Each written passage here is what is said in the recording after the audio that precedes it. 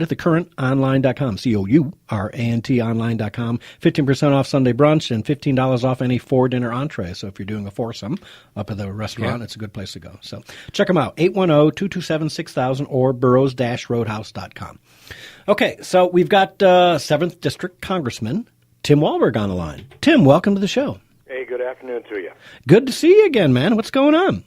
Well, we've been home for a week back in the district for our every fourth week we do a in-district work period, and so finished up 5 of 6 town halls this week, and a lot of manufacturing site visits, spoken schools, small businesses, Kiwanis Rotary clubs. So Monday when I do my last town hall and jump on the plane to head back to Washington, I can rest up a bit. It's funny, you got to rest to go back to the swamp, right? That's crazy. So, Tim, give us a quick update. So you're getting across the state more than any of us. What are you hearing from the average voter out there? Are they happy with the way things are going? Well, it's mixed. When you talk to them directly about why they, for instance, would say, we'd like to see something done. You say, what is that? Well, we want to see things getting to the president for signing. And when you dig deeper and say, well, do you appreciate the tax cuts? It was, oh yeah, that was great. Well, what about the regulatory reform? Have you heard any good things about that? Well, so we read that businesses are really appreciating those 15 Congressional Review Acts that you passed and the president signed, and it's really helping and causing a lot of optimism in business. And the unemployment rate is lowest in about 30 years, and and you start talking about the things that have been accomplished, Dodd-Frank repeal. All of a sudden, people feel better, but they say, "Well, we just like to see you get along more." And I say, "Well, that's great. I have still the most conservative lifetime rating of any member of the Michigan delegation at 92%, as judged by the American Conservative Union. But I also, by the Lugar Center, was regarded in their study to be one of the most bipartisan workers in Congress, in the top third and number 4 out of all of the Republican and Democrat members of the Michigan delegation, beyond every single Democrat who talks about working bipartisan, and yet they don't. They don't. Yeah. How many people, Tim? Do you ever mention, well, we need a Republican senator? That's what I was going to say. Right? I bet you end up apologizing for the Senate quite a bit when you explain things, right? Oh, man, we sure do. When we get right down to say, folks, remember what Trump said last week when he spoke in Washington Township? He said, we need a new senator here, but folks, it's your fault. You're the one that sent Debbie Stabenow out there. He's right. I've said that often. I said, doggone it. We complain a lot, but we don't get it done in getting Hey, I didn't do it. Republican senator. Yeah, and that's what it comes down to. We keep putting, and I'm going to put the blame squarely on many of our Republican farmers out there who keep voting Debbie because she sits on the Ag Committee, right? Listen, Republican farmers, stop doing that because you're hurting the rest of us. And everything else she votes on does bad things to the farmers. And you stop and think of the family values, you stop and think about the tax issues, the spending issues. She's not helping the family farmers. So I'm hoping that Farm Bureau will be receiving information from local farmers saying, let's forget about what we normally do. Let's do the right thing, and I think then we'll get a better farm bill. In fact, I'm glad you brought that up. The farm bill in the House passed out of the House last week, out of the House Committee, Agriculture Committee. It's a good farm bill. It continues some of the progress we've made in doing away with direct payments and putting the burden on crop insurance, which has been working very well. We backstop that, but the farmers pay into it and prepare for themselves. But what we did this year was put a work requirement for people who are on SNAP assistance, that's food stamp assistance, in order to get your food stamps. If you aren't disabled or elderly or have a young child at home, but you're work capable, that's about 35% of the recipients who get SNAP food stamps right now. those 35% will have to work at least 20 hours a week or be going to a state-certified training program leading to a job. The Democrats refused to support that, even though they're supportive of all of the rest of the bill. They would not support that. So it had to come out of the House Agriculture Committee for the first time in an awful long time in a total bipartisan or a partisan vote. If I can get my dentures to work right here, I guess. So it's on the floor right now, and we hope to send it over to the Senate. The Senate House or the Senate Republican leadership says that they want the bill. They want to have something to work on to send back to us, and then ultimately go to a conference committee. But doggone it, 80% of the people, Democrats or Republicans across this state, across this country, say there ought to be a work requirement to receive food stamps. And in fact, it's about the same to receive welfare, unless you're disabled or elderly or have young children that keep you from going out. You ought to be doing something to supplement, at the very least, the welfare assistance that you get or the food stamps that you get. Didn't we do that under Gingrich? Did it just fade away? Yeah, we did that under Gingrich. We did it after the Michigan House and Senate passed it, and Governor Engler signed it. That was back in '94. We set the tone for the rest of the nation. They took our plan and ultimately passed it after, on the third attempt, they got Clinton to sign it. It stayed in law until Barack Obama took office. And then he rescinded rules. And Nancy Pelosi and Harry Reid helped him to do that. And so we're back to the same old problem again, that we're giving out welfare assistance. And remember, those aren't entitlements. Those are gifts that come from the taxpayer to help have a social safety net that is supposed to deal with people who are down in their luck for a short period of time or who are disabled and incapable of working.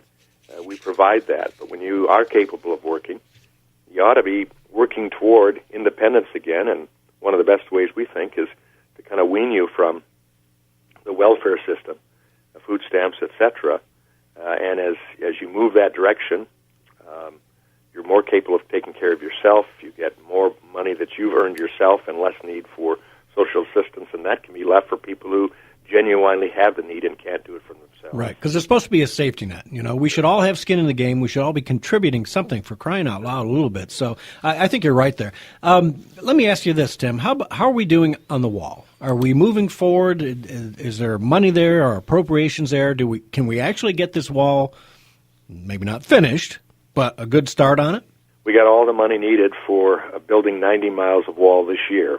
The president asked for 75.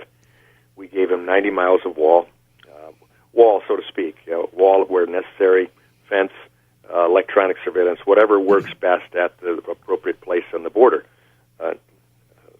Securing the border is what we want to happen. So, we gave him the funding to do that. That's pretty much all that could possibly be built in 1 year. And hopefully we'll get some help in the election this next year, and we can have a Senate that would be willing to pass a budget like we sent over to them on September 14th that still sits there with a filibuster on it and never was brought up, and that's why, as we discussed the last time, the omnibus came across. Right. And rough estimate, Tim, how many bills have you sent that are sitting in the Senate that they will not work on because they refuse to go to 51 votes?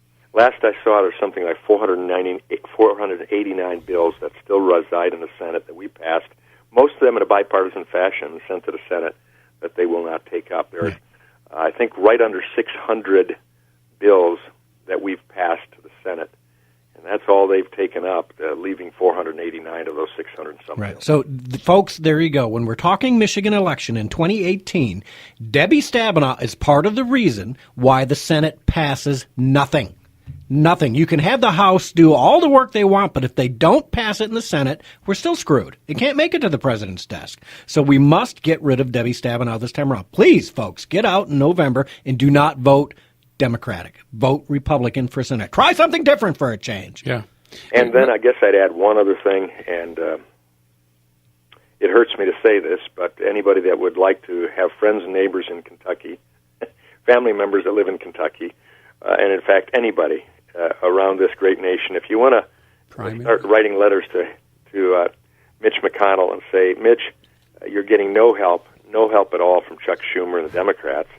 It's time to do some type of nuclear option or change your doggone rules so that you can have a filibuster for the length of time that we're talking about, where you stop 489 bills from even having a hearing or a debate on the floor of the Senate. So, I hold Chuck Schumer and the Democrats entirely responsible, but I also hold Mitch McConnell responsible for not showing the leadership and ultimately saying nuts with this. We are not going to let the constitutional responsibilities that we've been given to carry out, at the very least, a budget to move forward. We're not going to have it stopped. And so we're going to change rules, or else we're going to go nuclear until we get something done. The American people expect that of us. Well, Representative Tim Walberg, what you were talking about was going back to the historic type of filibuster where you actually have to put some skin in the game and stand up there and read the Cat in the Hat for 12 hours and not just say, I might do that. Okay, that counts. Is that what you mean? If we do want to go to filibuster, when we started out our Congress, the Senate didn't filibuster. Well, I realize that we were a 51 vote. Yeah, it's rules. Well, it's just so we don't have to have that. But if you want to go to, they're talking now. Some of the senators, James Lankford and others, good guy, is talking about a two-speech rule, that every senator can have two speeches, but once they finish their two speeches, all of the ones that finish the two speeches, then you go to a vote. Right. That becomes the deliberative body then, instead of just the obstructionist body. Yeah. It absolutely just drives me insane that you guys in the House are doing your job. You're passing bills, whether you like them or not. They're getting done, and we send them over to the Senate, and we get nothing.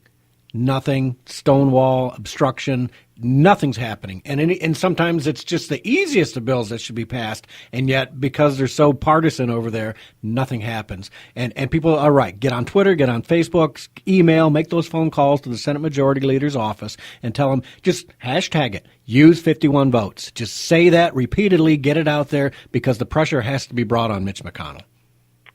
I agree. That'd be a great help. And then put a few more Republicans in the Senate so we can get that 60 vote, even if Schumer won't work with us. Yeah, absolutely. All right, so Tim, let's turn to the latest. You may have heard us talking about Judge Ellis's talking to the DOJ in the latest court case on Paul Manafort. What's going on with Rosenstein? And we've heard Mark Meadows talk about impeachment of Rosenstein, and Rosenstein's basically thumbing his nose at the Congress and saying, whatever, you're not going to impeach me, and I'm not going to give you the material you're looking for. How long do we have to sit and watch this guy at the FBI and others in the FBI and the DOJ thumb their nose Stonewall at the people we elected? You guys are the bosses, and yet you cannot get the information. How long before we see somebody sit in jail? I want to see Sergeant at Arms or somebody take these guys, lead them out, and throw their butt in jail until we get the information that you're asking for. Well, it takes an impeachment vote, which is a supermajority vote, to accomplish it. So it'd be very difficult to make that happen. However, if a person can be held in contempt of Congress with a simple majority vote in the House, you don't have to have the Senate vote on it. You can hold in contempt like we did Eric Holder, and ultimately Eric Holder had to resign. That's something I think is being considered as well. Impeachment is a little higher standard, and while I think Rosenstein has done a number of things in arrogance, especially not recusing himself from even becoming the interim attorney general on the issue dealing with Russia and establishing Mueller and his agenda. It's a pretty challenging situation. So when we get back, I'm sure we're going to be talking about it. The Oversight and Government Reforms Committee, on which Mark Meadows sits, Trey Gowdy, Jim Jordan, and others, are moving this forward. We'll just see what type of backup they have and really what's going on. But right now, I think we can at the very least say that what Mueller is doing, and Rosenstein involved with it, what they're doing so far has not laid a glove on this president. It has not shown him to have had any collusion with Russia. In fact, it's done just the opposite. It showed, if anything, that Hillary Clinton and her campaign and Democrats were doing some things in collusion to try to influenced elections behind the scenes in a legal way, and even using the FISA